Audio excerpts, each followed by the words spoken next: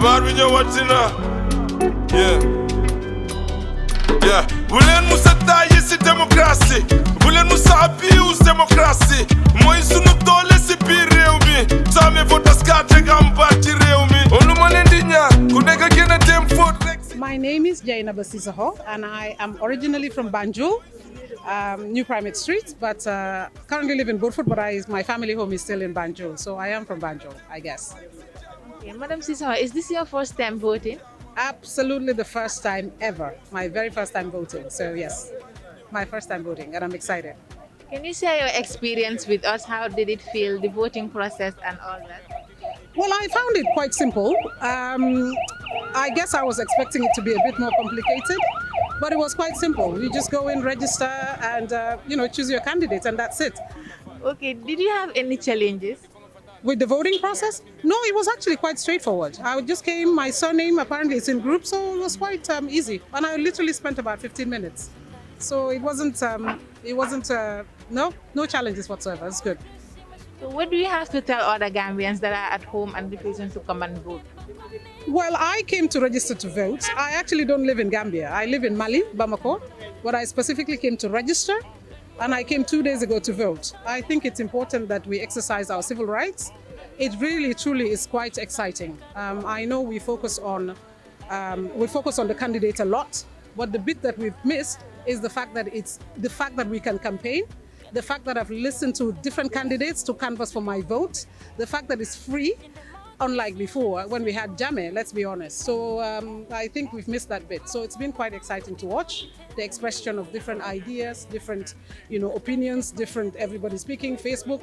So there's freedom before speech and also freedom after speech. So it's been great. In the past, I never voted. I'm an absolutely first-time voter because I didn't feel like my vote would have made a difference. But for now, I specifically came just for this. I came 2 days ago and I'm out in the next couple of days. So yes, I am excited to vote and I voted. Thank you. We are also excited. So what are your expectations like for the next government? What are some of your priorities that you want them to work on? Well, I think I would want the government to focus on education. I think the last few years, when we had the Jame government, there's been quantity without quality. I think I would expect the government to focus on quality, to focus on civic education, which I think is lacking at the moment. So for me, education and healthcare, I think that is priority. Those basic needs need to be met. I think that is my expectation for the next government, that the basic needs of education, healthcare, that is paramount. And also continued democracy, the freedom to express. There also has to be a level of accountability that the government needs to operate in. At the moment, the perception is that there are issues with the government being accountable because there's really no transparency in some of the activities. We hear that the roads contract has been awarded, for example. Where was the tendering exercise? Where was the process? I mean, I will say it. I quite frankly, I'm a bit of a free spirit. So yes, so I do expect first of all, basic education, healthcare, and a level of accountability and just a structure and governance structure. So yes, so I do expect also that the people that would eventually form our government or the president to actually be on top of his game. I don't see, unfortunately, there's no female, so I'll say on top of his game and understand what it is they're supposed to do. So that is paramount, that is critical for me. So I voted based on what I would want, what the world, the Gambia that I would want my son to exist in. So yes. Okay, thank you very much. Do you have anything else to add on?